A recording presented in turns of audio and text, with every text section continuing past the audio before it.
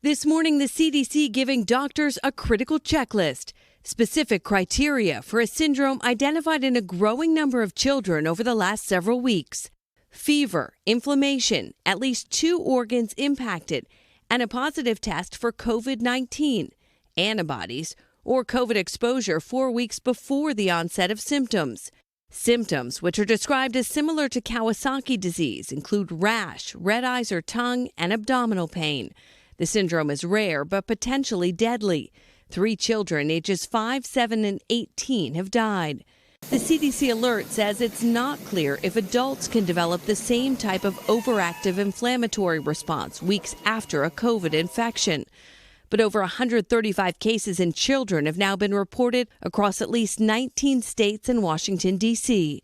The vast majority in New York, where coronavirus cases peaked about 6 weeks ago.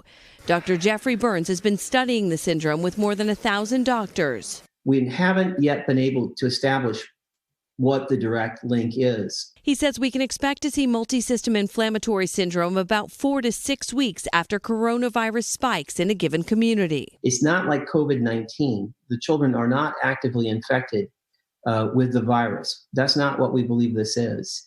And it's not like COVID-19 in the sense that we're still waiting treatments and studies. 4-year-old Amelia tested negative for COVID twice, but when she was rushed to the hospital in severe pain, she finally tested positive for COVID antibodies. We all have the antibodies too. My 3-year-old, myself, and my husband. Amelia ended up on a ventilator, but has responded well to treatment. So we have treatments to give children with this inflammatory syndrome if they develop some of these really life-threatening complications.